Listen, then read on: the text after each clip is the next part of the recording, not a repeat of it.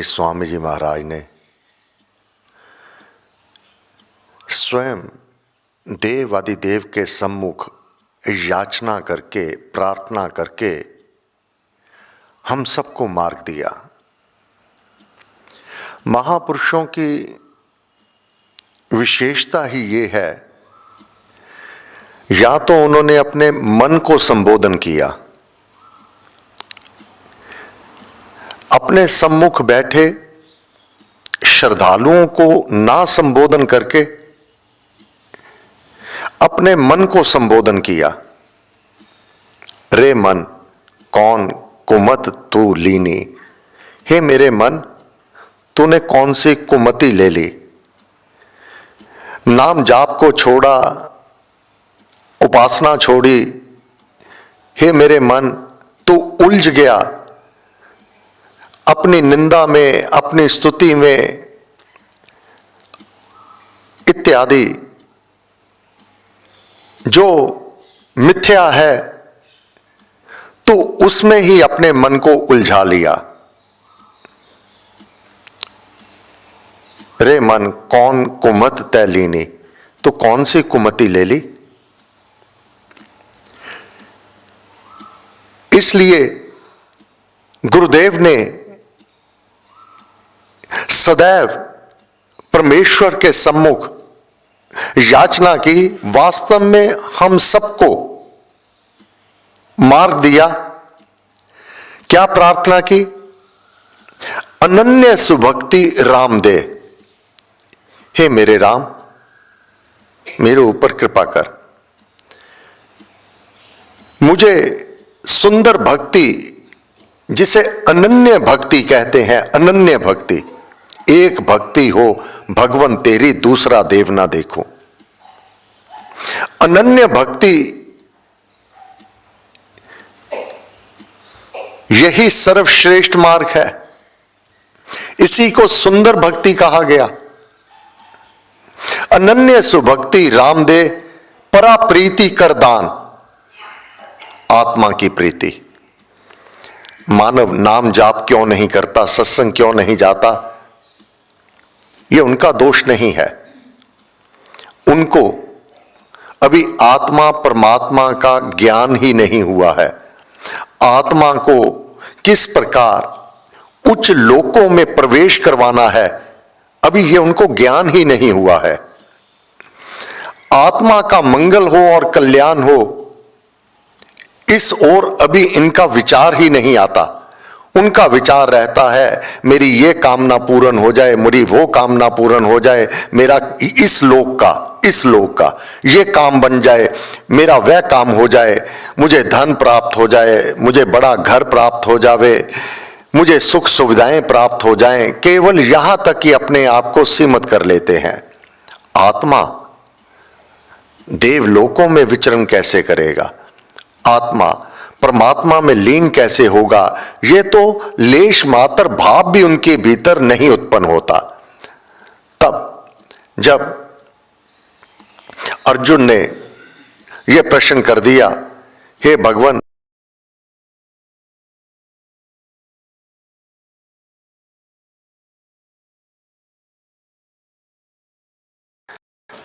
तब भगवान ने कहा, हे अर्जुन तू इस बखेड़े में क्यों पड़ रहा है। क्योंकि प्रत्येक मानव अपनी प्रकृति का स्वामी है, अपने भावों स्वभाव का स्वामी है। जैसा उसका स्वभाव हो गया वैसा ही कार्य करेगा। तो कितना भी प्रयत्न कर ले, जब तक उसे ज्ञान नहीं होगा सर्वश्रेष्ठ का, तब तक वह यूं ही भटकता रहेगा।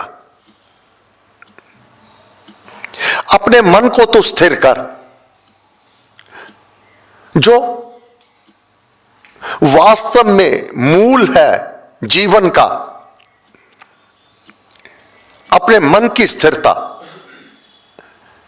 अनन्य भक्ति,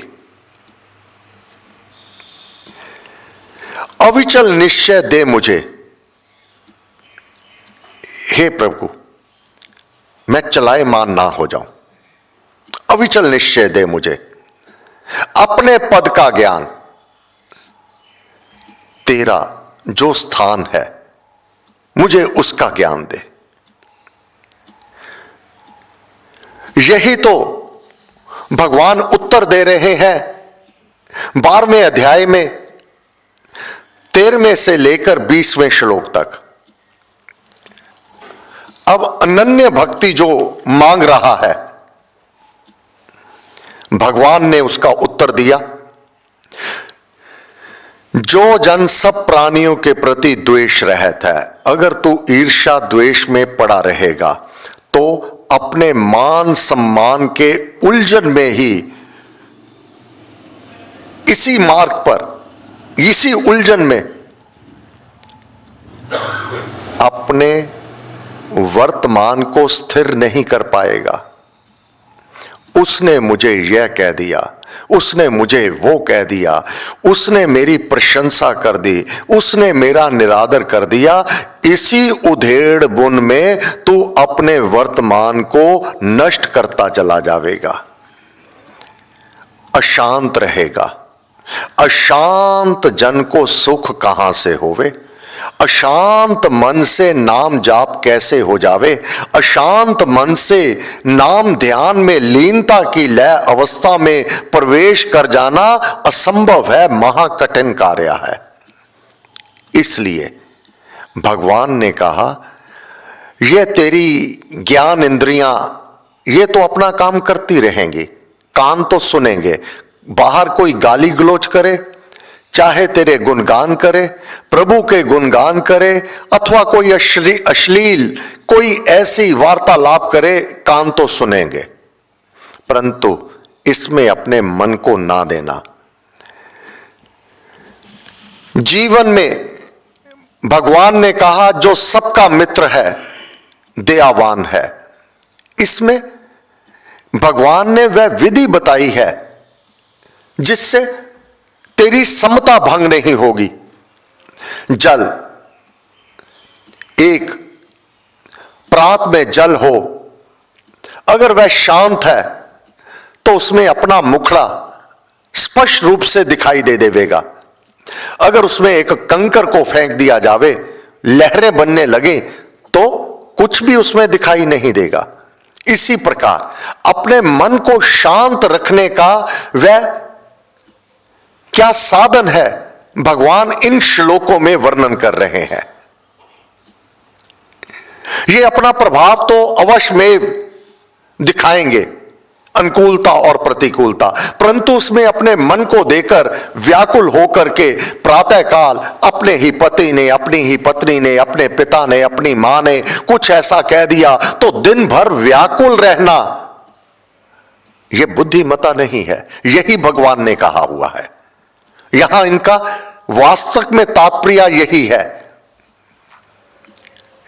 पति पत्नी के रूप में, माता पिता के रूप में, पुत्र पुत्री के रूप में अथाह प्रेम हुआ करता है, अथाह प्रेम हुआ करता है। परंतु समय के वेग पर कोई उचित अनुचित आपको बात अच्छी ना लगे, उसको दिन भर अथवा सारी रात बांध के रोए जाना, यह बुद्धिमता नहीं है। भगवान यही कह रहे हैं यहां। सबका मित्र है, दयावान है, ममता रहित है, अहंकार वर्जित है, सुख दुख में सम है, क्षमावान है। क्षमावान, जो व्यक्ति क्षमा करना जानता है, उस जैसा सुखी मनुष्य और कोई नहीं है। जो क्षमा नहीं कर सकता, उस जैसा अभिमानी कोई नहीं है। वह तपता रहेगा, जलता रहेगा और अपने वर्तमान को ही वह जलाकर राख करता रहेगा। सदा संतुष्ट है, जो मिल गया उसमें संतुष्ट है। आत्म संयमी है, ये तथ्य की बात है। जो आत्म संयमी होगा उसको बाहर के परिवर्तन कदापि कष्टकारी नहीं होंगे। अनुकूलता और प्रतिकूलता वह एक समान समवृत्ति बना रहेगा। जो भगवान के भरोसे के अतिरिक्त किसी अन्य की अपेक्षा नहीं रखता, देगा तो मेरा राम देगा। जो भगवान के भरोसे के अतिरिक्त किसी अन्य की अपेक्षा नहीं रखता, कोई विपदा आन पड़े, किसी और देवी देवता के दर पर जाकर वह याचना प्रार्थना नहीं करता। नवग्रह की पूजा अर्थात भिन्न भिन्न जो साधन है, बेटी के लिए योग वर नहीं मिल रहा तो सोमवार को भगवान शिव महादेव की पूजन, कोई और कार्य है शनि देव की पूजा, और कार्य है मां के द्वार पर चुनरी, व्यभिचारिणी भक्ति नहीं करता। जो भगवान के भरोसे के अतिरिक्त किसी अन्य की अपेक्षा नहीं रखता, पवित्र है, चतुर है, जिसको यह समझ आ गया है, सब अशुभ कर्मों से उदासीन है, चिंता आदि मानस रोग रहता है। चिंता तो उसके, ये चिंता कुछ क्षण के लिए आ जाना इनबिल्ट मानव में, ये जो गुण इनबिल्ट है, ये अपना प्रभाव तो अवश्य दिखाएंगे, परंतु वह चिंता अधिक देर तक साधक के हृदय में नहीं टिकती, तुरंत वह संभल जाता है, नाम जाप करने लगता है। नाम जाप से वह बल मिल जाता है, वह शक्ति मिल जाती है, भूल जाता है मेरी कोई समस्या भी है, कोई चिंता नहीं करता। चिंता चिता समान है, चिंता पल पल जलाती है, पल पल मारती है। भगवान ने यही कहा है, चिंता आदि मानस रोग, ये मन का रोग है चिंता। चिंता आदि मानस रोग रहित है, सब अशुभ कर्म करना जिसने त्याग दिया है और भक्ति युक्त है, वह मुझे प्यारा है। एक एक शब्द की ओर ध्यान रखना। अब महाराज ने, भगवान ने कहा है वह मुझे प्यारा है, अकेला ये कहा है वह मुझे प्यारा है। आगे चलकर क्या कहेंगे? जो ना हर्ष करता है ना द्वेष करता है। हर्ष से फूलों नहीं समाता, द्वेष उसने मुझे यह कह दिया, मुझने मुझे वह कह दिया, दिन भर बस इसी में, कोई भी काम रुचि से नहीं होगा, रात्रि को नींद भी नहीं आएगी। क्यों? मन में रख लिया। नहीं रखना मन में। ना किसी ने जो आदर मान दिया, आपको क्या पता क्या उसका पीछे कोई मनोरथ होगा तभी दिया। और आपको कोई ऊंचे स्वर से बोल दिया, क्या पता उस व्यक्ति की अपनी अवस्था, वह स्वयं कितना तपा हुआ है और किस संशय में है, वह कौन सी दुविधा में है, वह कौन से दुख में है। कोई कार्य उसका अपना ही है जो उसको उतने ऊंचे स्वर से आपसे बात की। अगर इस भाव से उसकी बात को सुनेंगे तो कदापि अपने मन को अशांत नहीं करेंगे। मेरे को कहा, उसने तुझे नहीं कहा, उसकी अपनी अवस्था, आंतरिक अवस्था बिगड़ी हुई है, इस वजह से उसने ऊंचा बोला। यह उसकी अंदर की अपनी कमी है। ना चिंता करता है, ना अप्राप्त वस्तु की आकांक्षा करता है। जो शुभ अशुभ कर्म फल का त्यागी है, वह भक्ति वाला भक्त मुझे प्रिय है। अब एक एक शब्द, मुझे प्यारा है, मुझे प्रिय है। जो शत्रु और मित्र में समदृष्टि है, ऐसे ही मान अपमान में सम है। यहां ही मानव सबसे बड़ा अपना वर्तमान खराब करता है। उसने मुझे सम्मान दिया, वह कितना अच्छा है, उसने मुझे कटुतर शब्द किए, बस यही में अपना वर्तमान नाम जाप की ओर नहीं लगाएगा, अपने मन को अशांत कर लेगा। ऐसे ही मान अपमान में सम है। मान अपमान में सम रहने से तात्पर्य अपना वर्तमान तो खराब ना कर। किसने क्या कह दिया? वर्तमान खराब ना कर, क्योंकि मान सम्मान अपमान ये तेरा वर्तमान खराब कर देता है। कहने वाला तो कहकर चला गया और तू दिन भर सड़ता रहा, कुड़ता रहा, परेशान होता रहा। शीत उष्ण सुख दुख में सम है, फल की इच्छा रहत है। जो निंदा तथा स्तुति में बराबर रहता है, निंदा और स्तुति में बराबर रहता है। अब पहले भगवान ने कहा है भक्ति युक्त वह मुझे प्यारा है, वह भक्ति वाला भक्त मुझे प्रिय है। अब भगवान आगे कह रहे हैं जो निंदा तथा स्तुति में बराबर रहता है, अर्थात जो ज्ञान मैंने दिया है उसको केवल पढ़ा और सुना ही नहीं, अपने व्यवहार में लेके आया है। इस ज्ञान को सुन करके, पढ़ करके अपना परिवर्तन करना। अब आगे चलकर भगवान ये कहने जा रहे हैं डॉक्टर की दवाई तो तूने पढ़ ली, पे इस दवाई से तू रोग मुक्त हो जाएगा, तो सुखों को प्राप्त कर लेगा, तेरे दुख दूर हो जाएंगे। क्या केवल पढ़ लेने से, डॉक्टर के लिखे हुए को पढ़ लेने से तू रोग मुक्त हो जाएगा? नहीं, वह दवाई तुझे खानी होगी, तब तो रोग मुक्त होगा। यही भगवान अब तक जो कह चुके हैं अब आगे चल करके कह रहे हैं 19वें श्लोक में, जो निंदा तथा स्तुति में बराबर रहता है, जो मौन युक्त है, मौन युक्त, चाहे जो हो वह मिले उससे ही संतुष्ट है, स्थान की ममता रहत और स्थिर बुद्धि है, वह भक्तिमान भक्त मुझे प्यारा है। तीसरी बार कह दिया वह भक्तिवान भक्त मुझे प्यारा है, मुझे प्रिय है। ऊपर श्लोकों में, अब यहां पर आगे चलकर ऊपर श्लोकों में ईश्वर भक्ति के जो लक्षण वर्णन किए गए हैं, ईश्वर भक्ति तुझे कैसे करनी है, निंदा स्तुति हानि लाभ इसकी ओर नहीं ध्यान देना है। जो ऊपर कहा गया है उसको अपने कर्मों में ले आना है, अपने कर्मकलाप ऐसे करना है। ऊपर श्लोकों में ईश्वर भक्ति के जो लक्षण वर्णन किए गए हैं वे बहुत ही उत्तम हैं। ये कोई साधारण बात नहीं है और यह साधारण मानव के लिए भी नहीं है।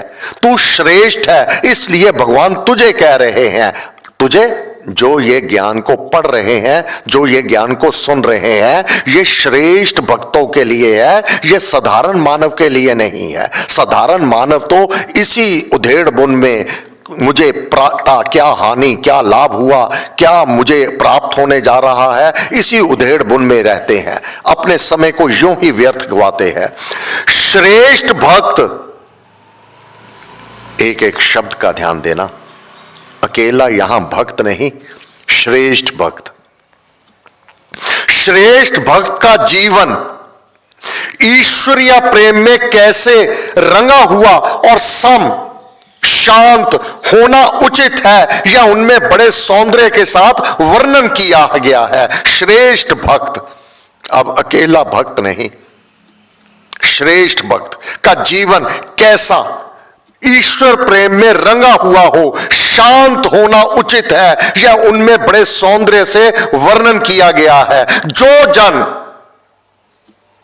जो जन इस भक्ति धर्म में अमृत का, ये जो ऊपर 13 श्लोक से लेकर 19 श्लोक तक वर्णन किया जा चुका है, जो जन इस भक्ति धर्म में अमृत का जैसा कहा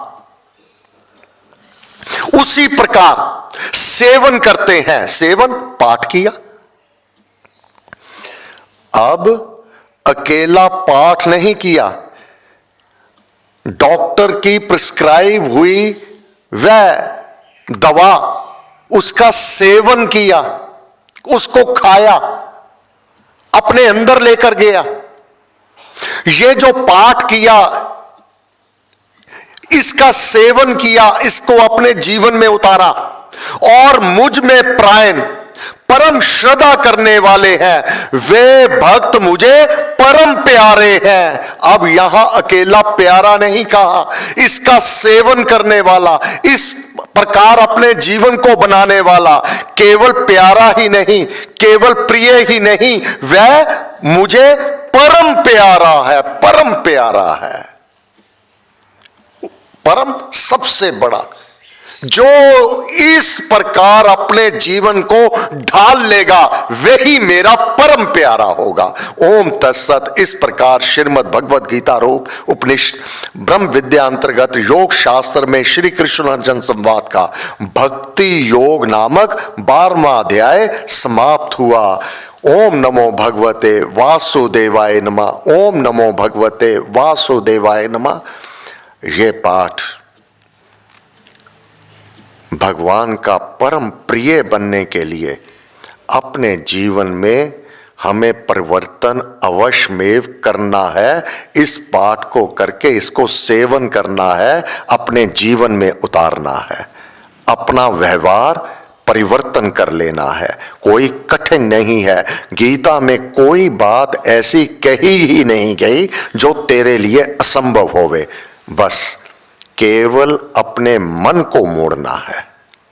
हे गुरुदेव, आपको बार बार नमस्कार नमस्कार नमस्कार। सर्वशक्ति माते परमात्मने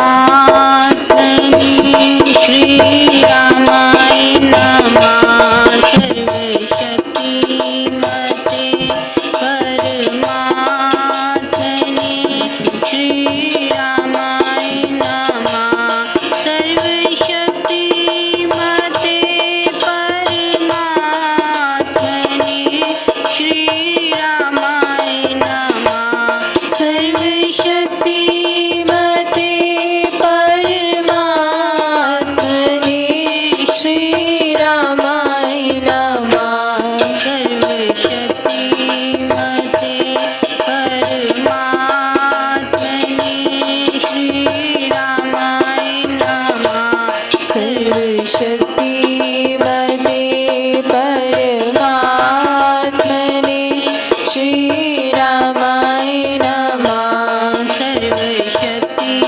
मते परमात्मने श्री रामाय नमः। सर्वशक्ति मते परमात्मने श्री रामाय नमः। सर्वशक्ति मते परमात्मने श्री रामाय नमः। सर्वशक्ति मते परमात्मने श्री रामाय नमः। सर्वशक्ति मते परमात्मने